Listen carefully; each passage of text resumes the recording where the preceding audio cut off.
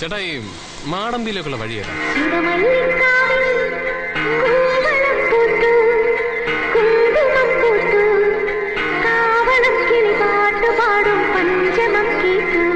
ശിവക്കാവ് വഴി പോയാൽ എളുപ്പമെത്തും. പക്ഷെ മനുഷ്യരാരും ഈ സമയത്ത് ആ വഴി പോകാറില്ല.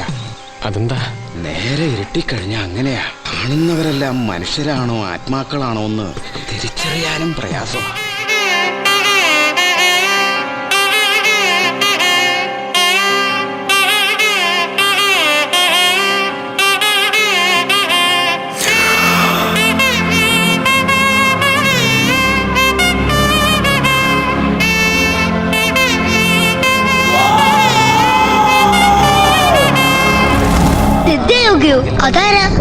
ഒരു ദുർമന്ത്രവാദി കഠിന തപസ്സിലൂടെ നേടിയ ശക്തി സിദ്ധയോഗി ദുഷ്കർമ്മങ്ങൾക്കായി ഉപയോഗിച്ചു തുടങ്ങി. മരിക്കുന്നതിന് മുമ്പ് സിദ്ധയോഗി കൊച്ചുമകനെ ഉപദേശിച്ചു. പരകായ പ്രവേശ സിദ്ധി നേടണമെന്നും മാടമ്പി തറവാട് നശിപ്പിക്കണമെന്നും.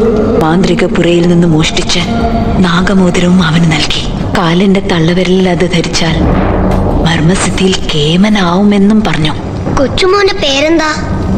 ദിഗംബരൻ.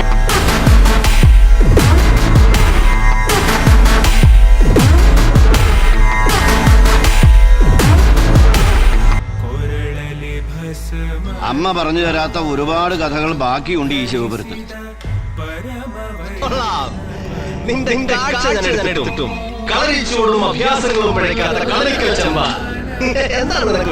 എന്റെ ഭാമയെ വളരെയധികം വശീകരിച്ച് ആഭിചാരത്തിന് ഉപയോഗിക്കുന്ന നിന്റെ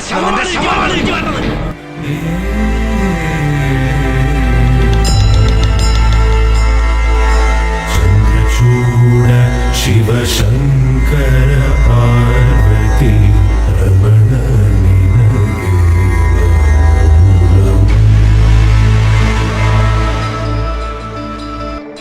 നാഗമാണിക്കോ? മാണിക്കല്ല, അത് തന്നെ. നാഗമാണിക്യം കാണാൻ പറ്റൂ? നാഗമാണിക്യം കാണണമെങ്കിലേ മാടമ്പി തറവാട്ടിലെ ദേവി പ്രസാദമുള്ള പെൺകുട്ടി കൂടെ വേണം. ഫാന്റാസ്റ്റിക്. ഞാൻ ആരാണെന്ന് മുത്തശ്ശിക്ക് പറയാം. നിന്റെ കണ്ണും മൂക്കും സംസാരവും ചിരിയും ഒക്കെ കാണുമ്പോ മനസ്സ് പറയണു എന്റെ ഗായത്രി കുഞ്ഞിലുണ്ടായ മോനാണ്. ഇത് അനന്തൻ, ഗായത്രിയുടെ. അമാവാസി നാൾ, രാത്രിയിൽ ജനനം, ആയില്യ നക്ഷത്രം. അതെ, അതും വെള്ളിയാഴ്ച.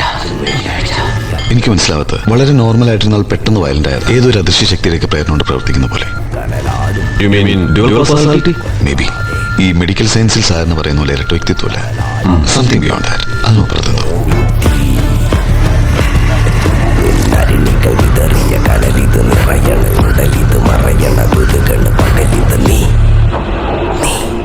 ഒന്നോർത്തോ, താൻ നിരന്തരം ചെയ്യുന്ന കർമ്മങ്ങൾ താൻ അനുഭവിച്ചെടുക്കേണ്ടി വരും. സുഭദ്രയ്ക്കുണ്ടായ ഗതി ഭാമയ്ക്കുണ്ടാവരുത്.